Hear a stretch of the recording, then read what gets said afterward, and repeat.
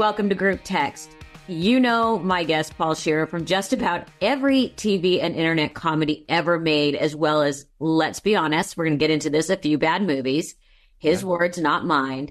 His credit list is ridiculously long, so I'll just say you loved him on shows like Veep, 30 Rock, Fresh Off the Boat, Human Giant, Best Week Ever, and one of my personal favorites, The League. He also hosts the podcasts Unspooled and How Did This Get Made, which has been going strong for 14 years. We're going to get into that too. I could go on, but he's getting embarrassed, and I'm, well, honestly winded. Paul has written a wonderfully funny and honest new book called Joyful Recollections About Trauma, which comes out May 21st everywhere. Paul Scheer, welcome to Group Text. I'm so excited to be here. And yeah, it's always so hard to follow an introduction like that. I feel like, though, we should all wake up to an introduction like that. We need, like, instead of an alarm clock, we just need someone to remind us of the things that we've done, because I think ultimately we wake up and we're like, I haven't done a thing. I am terrible. So it's good. This is a great way to start my morning. See, and they do mine, I always hear like, well, I'm not the giant failure I thought I was. Yeah, that's what I'm saying. It would be a better alarm clock, or maybe just an alarm clock that does affirmations. I think that would be a great way to wake up. I would say yes to affirmations, but I hate self-help books for the most part, not all of them. And I can't do, you're pretty, you're useful, people I can't do that like stuff you. In the mirror. Yeah, no, I can't do that in the mirror. That's too much. No, I'm always like, I'm a bitch. I look like crap. And I don't care if anybody likes me because I hate most people. It's my personal affirmation. I always said that when I had my first kid, it's overwhelming. And my mantra for that was, dumber people have done it and poorer people have done it, so I can do it. Like, that was my way of getting through it. So that was whenever I was in my hardest moments, I thought on those two things. And I can tell you from my point of view, or my son is 23, it's shocking to me how little I didn't fuck him up. See, that's amazing. And congratulations. I mean, that's all we're trying to do. I mean, we're all just trying to get through without fucking up our kids. And we don't know, but I do think that we are in a generation where we are at least admitting our mistakes or being a little bit more real. I mean, I didn't have I've had more real conversations with my kids at age 9 and 7 than I think my parents have had. Oh, absolutely. And so that's actually a great transition, because I want to talk about the book. I love the book. People should be aware, though, that this is not like a straight up comedy book. No, it's not like a joke book, comedy book. I was very conscious of trying to do something that felt appropriate of being a book. We do podcasts, we have TV shows, we're talking all the time. And I was like, well, how can I elevate an anecdote into something that has a little bit more depth and a little bit more weight to it? And that's really how I tried to tackle the book. It is funny, and there are funny things in it, but it isn't just like, it's not like a bathroom reader. Although no, I like a bathroom reader. It's raw. Oh, thanks. Yeah, no, it was really, I don't know if I set out to be as raw as it became, but that's really how it just kind of became that. I mean, seeing the funny, which you obviously did since a child in your own way, in surviving these horrible situations. I mean, brutal shit. Was that a coping mechanism for you? Because in my family, that was beyond our coping mechanism. So easy for me today. And that's something I totally understand, because the level of dark in our family's humor was startling. When my mom dropped me off at college and I was living in a house off campus, my dad had died in August. And this was now end of August, first week in September, going back to school. My mother walked into the house, stopped, looked at me and said, "Thank God your father's dead, rather than seeing you living like this." Oh man, right? I mean, that's right. But don't you feel like those are the laughs and those moments that you can only have with, because people are so sensitive around a lot of things. And when you've been through death, when you've been through these dark moments, those laughs, those moments are the best moments in a way, right? Like, I think back on those the darkest moments are that release that you have with the person that you've been through it with. So Yeah. yeah, I mean, I think it was a coping. I think humor's always a coping mechanism on some level, and you find out very quickly who you're dealing with by how dark you go and how they receive it, right? Like sometimes you'll make a joke that's really dark and people are like, and then you're like, oh, okay, I got it now. I can judge people by that, and I do judge people by that. I agree, because in that moment, I remember, because it was so horrible, starting to laugh and then looking around and saying, "You're right." You know what I Right, right.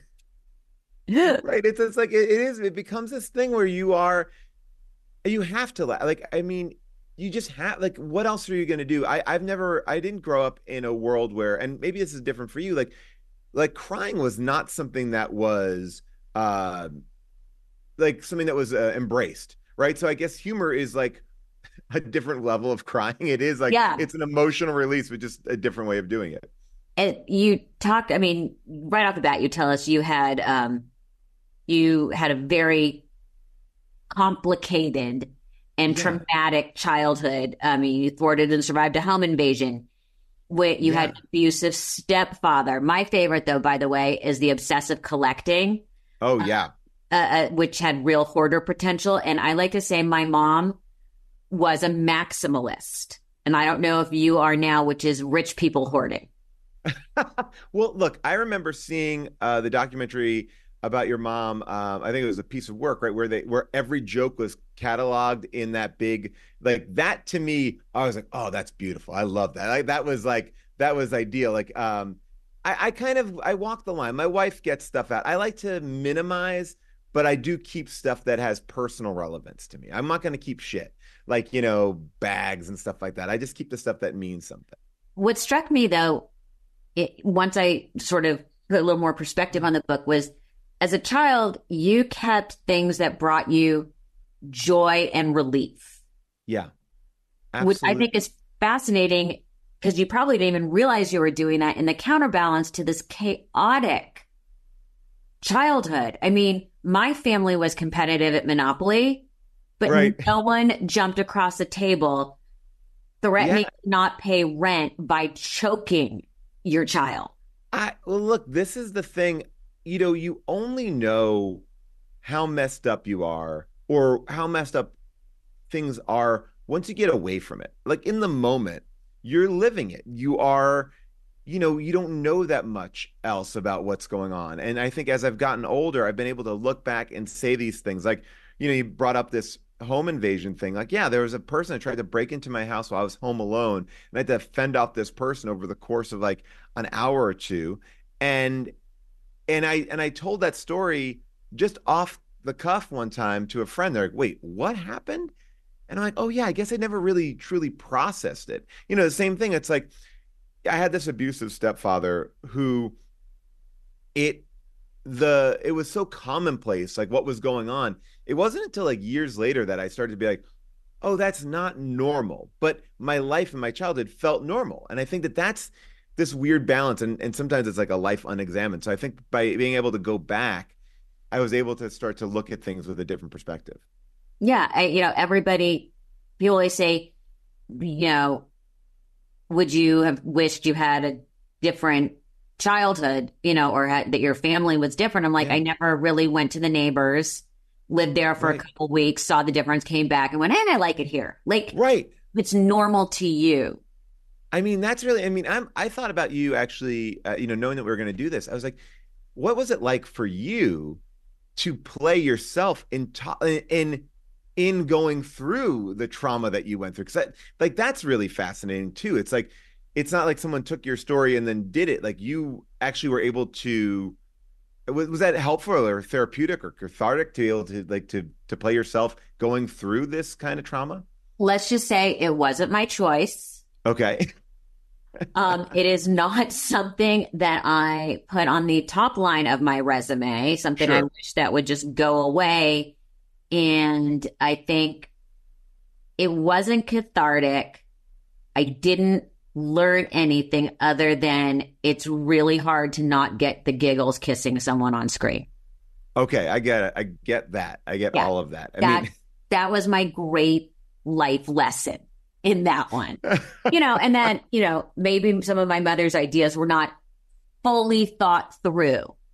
I get it. I hear what you're saying. Yeah, no, it's like, look, I think I got to a point where I don't think I could have written this book about me as a child until I actually had children. And that was something that was kind of surprising to me, because it wasn't until I had children and understood like what being a parent was like, that I was able to like look back and have a different perspective on it. Because before that, you no responsibilities and whatever. And I think that not that I gave my parents more slack, but I didn't examine some of the choices as much as I did once I had kids and was able to decide, like, how do I want to do this and how do I want to do this differently?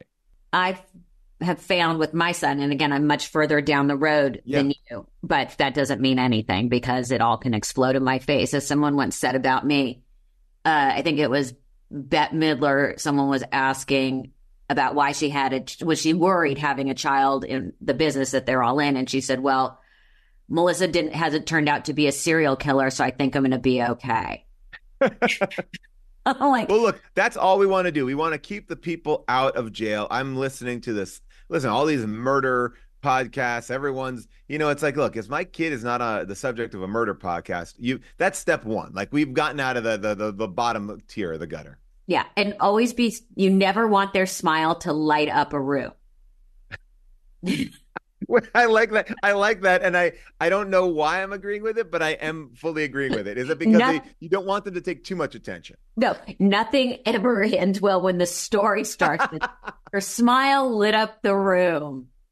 Oh, everybody liked him. I'm like, no, no smiling, and don't be that nice. I want my neighbors to be just a little suspect. I don't want them to be not that quiet. I want them to be a little bit loud and make some choices every now and then. So I can, so I won't, I think that means that they're not a serial killer. Yeah. They make a little bit of noise. You always worry about when the dog carries something in their mouth, and you just got to make sure it's not a femur.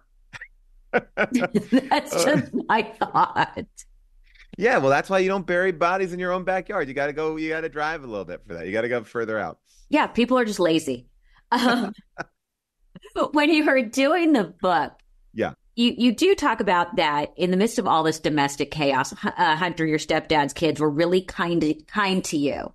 Yeah. And you formed relationships to the point where his daughter was even an alibi for you in the story you tell about perhaps an accidental fire.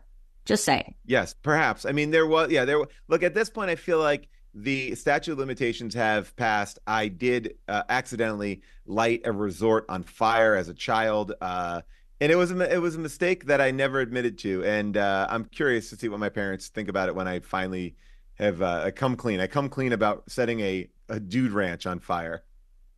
By the way, in hindsight, you were really miserable. So yeah, maybe it was a Freudian kind of mistake. Yes. I mean, look, I had a very active imagination. I like to pretend that I was in movies. I didn't have a camera. I wasn't shooting these movies. I was just acting them out, which meant I was just running around, talking to myself.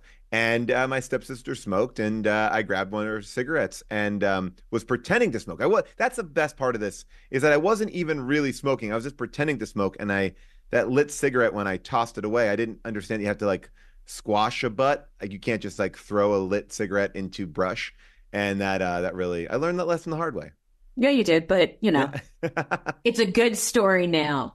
Were there any topics when you were doing the book that really became off limits, that either cut too close to the bone for you or would unnecessarily hurt someone? I think I was very cautious in writing this book. My parents are both alive, and I understood that part of writing this book, they have lives, they have friends, and I want to make sure that I was telling my story, not their story. I wanted to make sure that I protected them as much as I could, and then that I kept some stuff private. And that's not even about my childhood, but that's also about my relationship with my wife, June Rayfield, who from Grace and Frankie, and she also does a podcast, How Did This Get Made with Me? She, there are things that I will share, there are things that I won't share, and I think that it's that balance that you always find, because I think in this world where we live in, where it's, everything is Instagrammed, and you're doing lives, and you're in your own house, like there's a level where you can get maybe too personal. Like I like to keep a little bit of a wall up. So there are things that are uniquely our families and not for mass consumption. How much are you keeping from about, I mean, again, age appropriate, Yeah. from your kids about your childhood?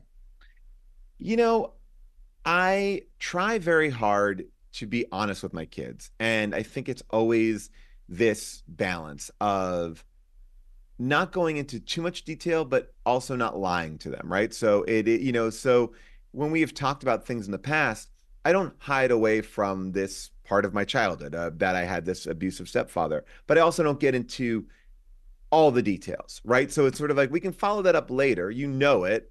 And because I always think with kids, like you never know exactly what they know, right? Because it's sort of like we're adults. We think about things maybe 2 or 3 steps ahead if we're lucky, and kids sometimes aren't thinking that same way. So I don't want to like overly stress them out or make them worried about something. It's like that thing where it's like my son's like, "Oh, I'm nervous about going on this flight to Europe." I'm like, "Oh, don't worry, we won't crash." And he's like, "Oh no, I was worried about being able to sleep." And you're like, "Oh, well, now I've just made it 10 times worse." Right? So it's like I always want to let them kind of lead the conversation so Yeah.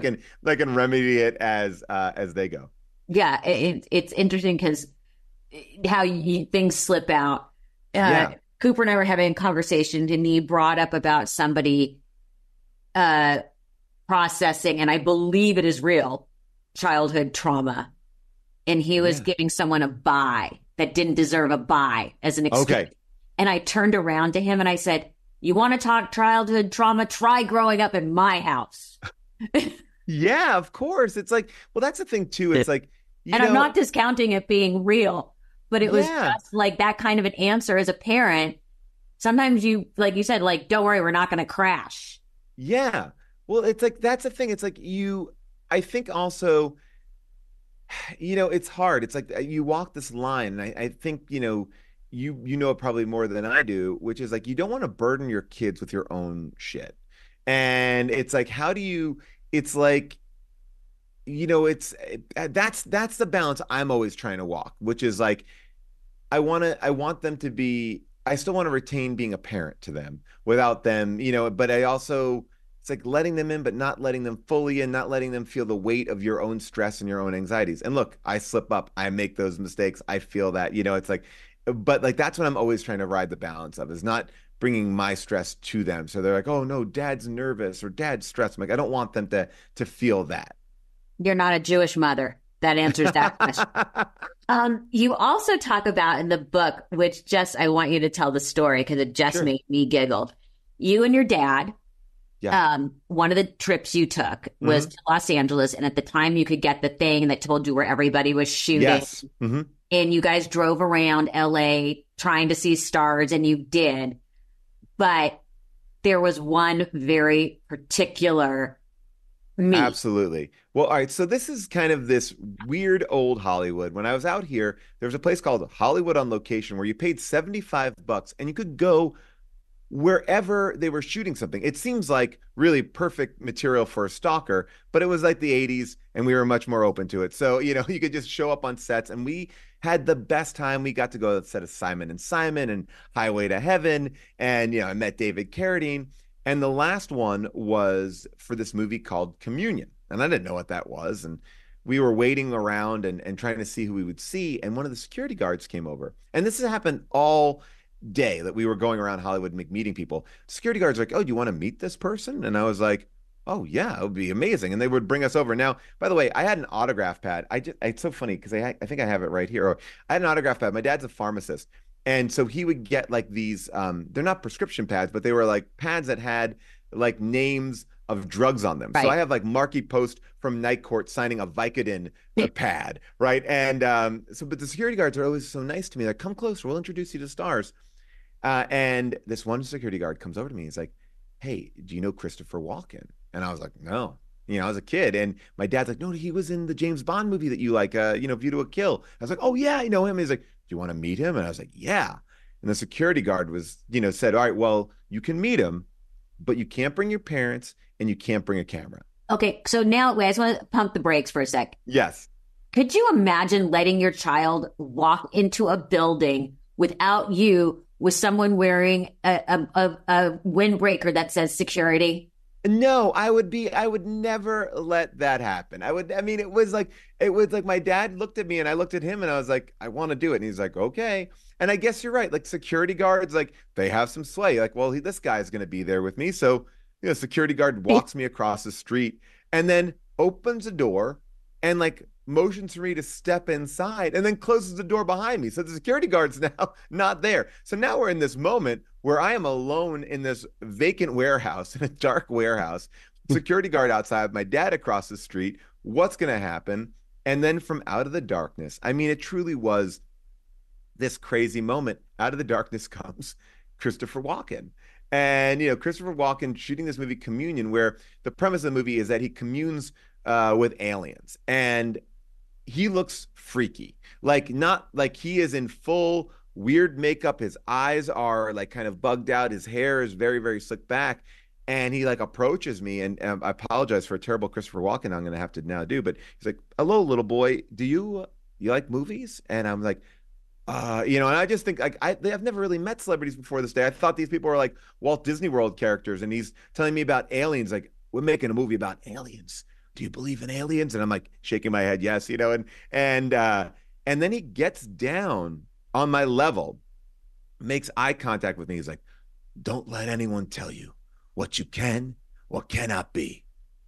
And then he pats me on the head, opens the door, and then sends me on my way. And I have this autograph on a Vicodin prescription pad of Christopher Walken.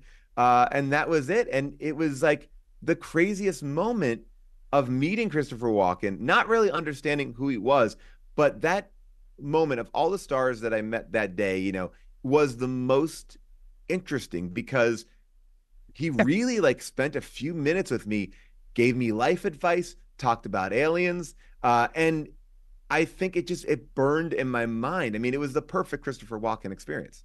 It's so amazing. You had a different one with Alda. Alda, not as nice. You see, I grew up as a kid who did not like MASH, but MASH was a show that my grandma loved MASH, and I was more different strokes, Benson, Silver Spoons, and my grandma's like, oh, there's Alda, go talk to Alda. And I was like, I don't really want to. She's like, oh, you want to be an actor? Go meet Alda. Now, my grandmother did have a tendency to do this, push me into people. Like even when we were going to church one time, Susan Lucci was on like line to get communion, like going up to the altar, and my grandma's like, go get her autograph. I'm like, it was an inappropriate time. So did you do it? I did not. I was. My grandfather was like, stay back. So so my grandmother kind of pushes me over to go talk to Alda. And I'm trying to be polite and I'm a little bit nervous. I'm waiting at the edge of his table until there's a lull in the conversation. And again, I'm young, so I'm like 8 years old or something like that. And and all of a sudden Alda's friends are like, oh, Alan, I think you got a visitor over here. And he turns and I go, oh, Mr. Alda, can I have your autograph? And he goes, no. Just no, just like it was like, looked at me, no. And I was shocked because I was a kid. I was being brought in to meet Christopher Walken. I was meeting, Marky Post, Michael Landon. People were bringing me to celebrities. This guy just said no. And I start to walk away and he goes, hey, you know what? I'll give you an autograph if you can name two things that I was in. And I was like, totally flummoxed. I was like, MASH. And I had nothing. An 8-year-old shouldn't know about Alda. No. And no. And I was like, I don't know. And he was like, yeah, that's it. And I had to walk back. I was like shunned by Alda. Walk back to my grandma's table where she's with her friends, her bridge friends, who are laughing at me. They thought it was the funniest thing that Alda like shut me down. And I was like, you sent me over there. I didn't even want to meet this guy. I don't even like MASH. I mean, Alda definitely read me right. That I wasn't a fan. But I actually think when I think back to that moment, it was really just an FU to my grandma. I think he felt like that table was looking at him and he knew that I wasn't a fan and he wasn't going to give them the satisfaction. I don't know. I mean, because he seems by all accounts to be a lovely person. He's a lovely guy. That's why I was like, yeah. What? Yeah, I think What? it could have been a myriad of things that went on, but it wasn't like he wasn't, and that was the thing. He wasn't like nasty to me. It was just sort of like, no, I'm not doing this. And people have things when they're eating. I don't know. I was a kid. All I know is I don't have an Alda autograph in my collection. Well, maybe you'll get one. So you were part of Chicago City Limits, Upright Citizens Brigade, Yeah. some of the major improv groups. Yeah, absolutely. And do you remember any of the people who were in your troops? Yeah, well, as a matter of fact, the people that I still perform with to this day are some of the people that I started out with. People like Rob Riggle, who was on The Daily Show, and Rob Corddry, also on The Daily Show. I'm thinking about Daniel Schneider, who hosts that podcast, Bitch Sesh or Garbage Sesh now. Oh my gosh, there's so many. Scott Armstrong, who wrote Old School. I taught Ben Schwartz.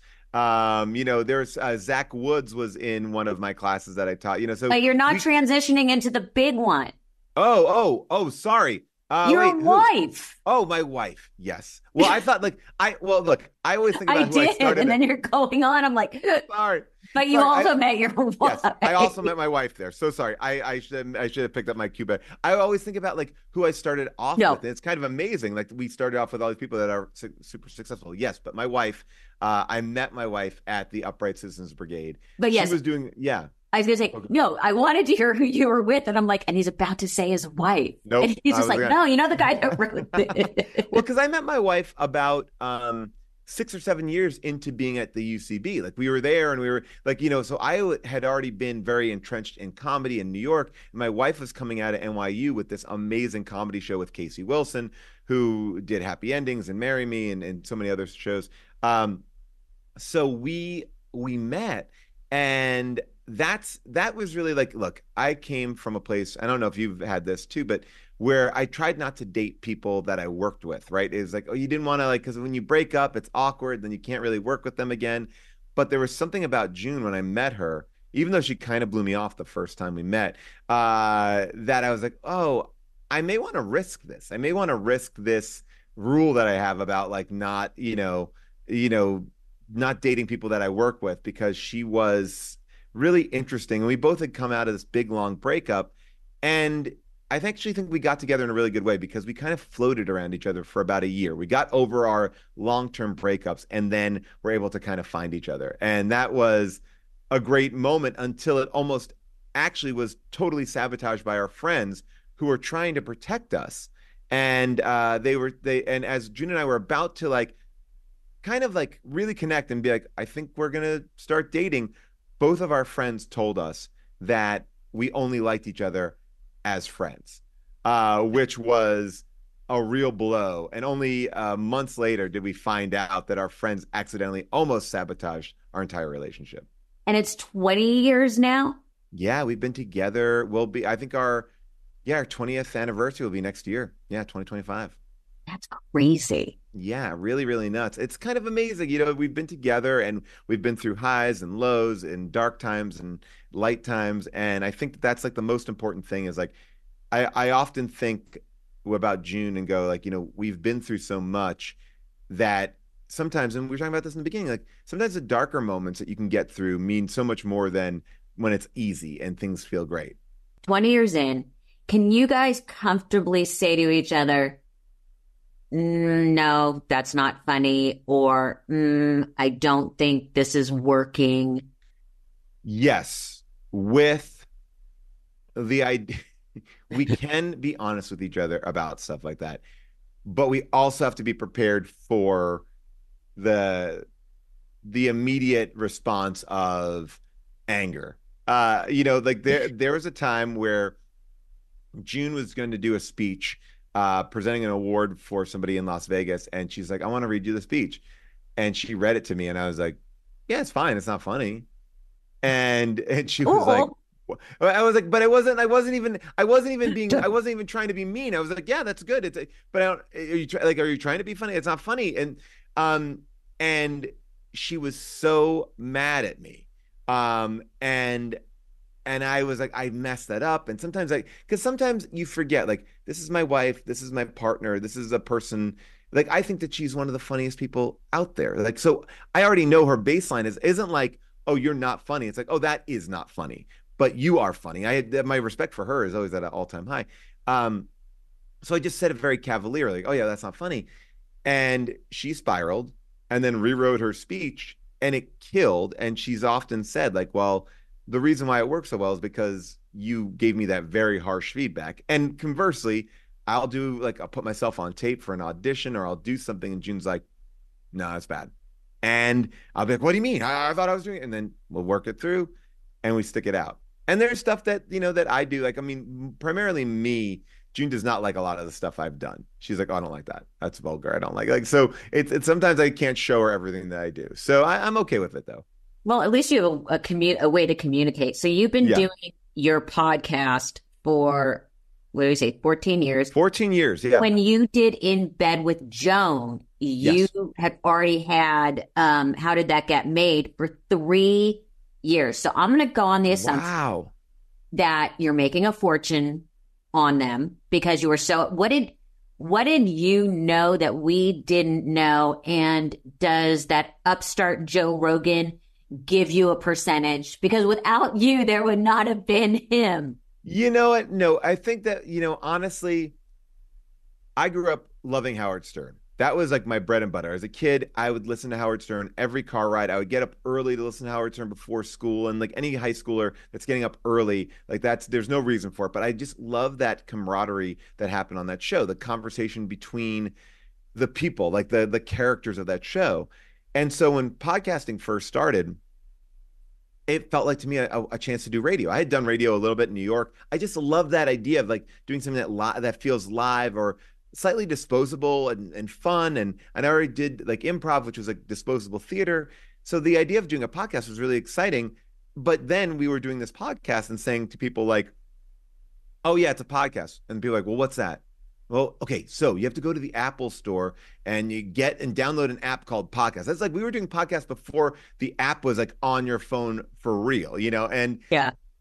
So for me, it was sort of like, I think I've learned that chasing money always means that you're a little bit too late, right? Chasing money means that somebody else has made money on it. So like sometimes if you just do something for free that people don't understand, it will work sometimes. Look, and I, whether it's streaming, whether it's trying to do something different, it's just thinking outside of the box because once it becomes the thing, then you're already too late. So I don't know if I knew anything. I just like doing it. And I tell people who do podcasts all the time, I'm like, the one thing you have to know about it is in success, you do more of them, right? There's no out. It's not like, hey, you do a great Broadway show, then you get in a movie and then you win an Academy Award. It's like you do a great podcast, you do more great podcasts. Maybe you get a better ad rate, more listeners. But, the truth is, everybody, you can come into this game today. You could be there for 14 years and you could be the biggest hit. I mean, Smartless, I think, just came out 3 years ago and they're the biggest thing in podcasting.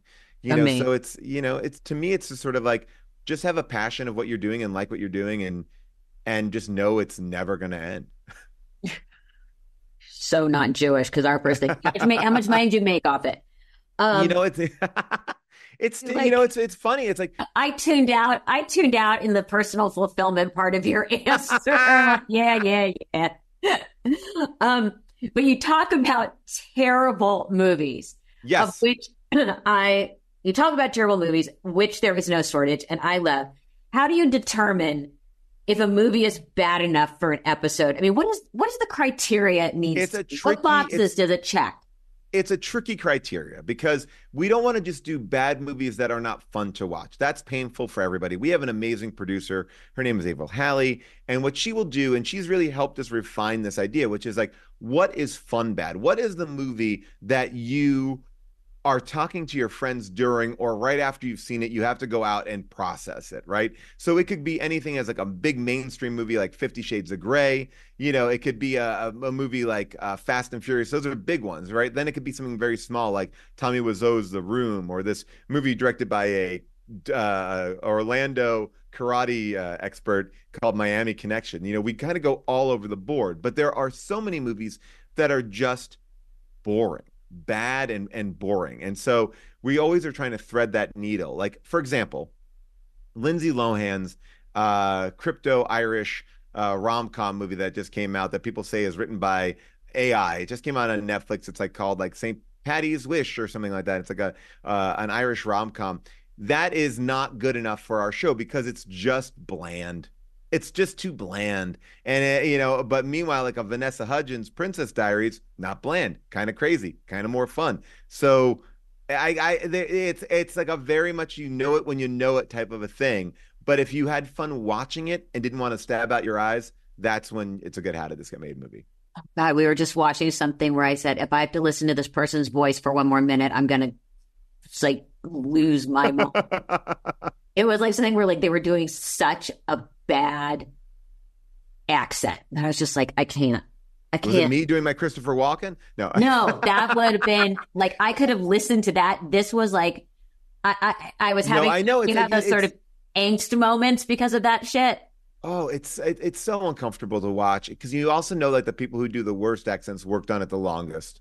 Oh yeah. Like, I almost have more respect for a movie where I watch people doing nothing. Like there's this whole movie we watched about Jamie Dornan and I think Emily Blunt about bees, and it's directed by John Patrick Shanley or written by John Patrick Shanley, and they're all doing these heavy Irish accents. And when the movie came out, all these papers in Ireland are like, what the fuck? This is not right. Like, it's like, and they're like, no, we trained with these people. It's like, well, you trained with the wrong people. Yeah. Now, meanwhile, again, to bring it all full circle, Christopher Walken in that movie, no accent. Like, I love that. I love the boldness of like, yeah, no, I'm not doing an accent. I don't care. Yeah. I'm me. I don't care. So like let it go. Okay. I'm going to be a total fangirl, and I would be remiss if I didn't ask you about two of my favorite shows. Please. The League. Yeah. And Veep. And both have amazing ensembles and are satirical on vastly different topics. You know, Veep is politics and The League is fantasy football. Yeah. Which, by the way, is not funny in our house. Fantasy football is a real thing look, how many people are in your league? It's just a family league. So okay, got it. 8. That's perfect. That's a great league because you can still pick good players, and it actually makes it a little bit more challenging because every team is pretty good. I'm in a team of like 16, and like if you draft bad or one person gets injured, you're done. I like a team of 8, or like a group of 8. It like fantasy football, like that show, The League, was really fun because I think it captured something that, yes, if you played fantasy football, you would love that show. But also, it just captured a group hangout vibe. And I think that like the fantasy football was the reason that they hung out. But I feel like that's, one of the best parts of that show is like how we interact with our friends. We all have our one friend who's not married, our one friend who's divorced, our friends with married with kids. It's like, and finding that reason to hang out with them or how we hang out with them. And Jeff Shearer and Jackie Marcus Schaefer, who created the show, they Jeff wrote on Seinfeld and Curb, and so he had that experience of creating like this improvised kind of outline. We would bring ourselves to the show. We had our characters, but then we could improvise within the scene. So the entire show, while scripted, and I wrote episodes, there was no scripts. It was like these elaborate outlines that really allowed us, I think, to find stuff and really bring a lot of our own stuff into it. So I think that's why that show feels alive. And then similarly, on Veep, you have somebody like Dave Mandel. So Dave Mandel worked with Jeff Sheafer on Seinfeld and Curb, and he created this show, which I think was a lot more written, open to improv. But what he did, which I never saw anyone ever do, in Video Village. Video Village is where the director and the writer often sit to watch what's going on, right? That's they're watching, they come back onto set, they talk to the actors, they go back to Video Village. What Dave Mandel did was he actually created a writer's room in Video Village. So there were about 12 writers, not one or two, like 12 writers who were there watching the scenes and and just looking at it and going, how can we make this better? What can we do? So you would get scenes. I would get my scenes for the day that I was shooting at 3 a.m, or I get fresh ones on set. The scripts were always changing. They were always very much alive. And it was this idea of like, every idea was just getting topped and topped and topped. So you were, maybe you'd start a scene doing one script, and by the time you finished coverage, you were on a different script. And it was amazing to work with those people because everyone there it wasn't like a group of people like, oh no, I need to learn my lines. It was like, we're gonna go with the flow. It had the energy of improv with the genius of the great writing. And both those shows are such amazing ensembles. And you came into Veep later as a character that I can relate to. Yes, the producer. Yeah, I mean, that morning news producer. Yes. I always said to Dave, I was like, that should have been the spinoff of Veep, like just to do a CBS morning news show, because I feel like that we have the morning show, and the morning show is serious drama. You know, I like the comedy version of trying to keep that like the Veep energy. You know, because we've seen like the multicam version. I wanted to see like that harder edged energy there for that. I always thought that could be a great show. That, or I always said a talk show, a straight daytime talk show. Yes, like you want like a Kelly Clarkson, syndicated. Yeah, that would be amazing. Or old Oprah, where you vacillated from celebrity to, oh my gosh, why did he break up with me? Yes, those episodes. I mean, I remember growing up on Donahue. I would watch Donahue all the time, and it'd be like, here, this guy's from the Ku Klux Klan, and the next day it was like, his new movie is coming out. Yeah. And then, it was everything. You could never get ahead of it, what was happening on that show. Which is now very much like morning TV. Yes. The book, Joyful Recollections About Trauma, out May 21st. Podcast, How Did That Get Made and Unspooled? Paul Scheer. All of these. Yeah, thank you so much for having me. What a pleasure. I'm such a fan of yours. I'm thrilled to be on this show. So thank you so much. And I need to come on and talk about bad movies. I would love to do that. I would love to do it. We do like live shows. I'll let you know. That'd be great.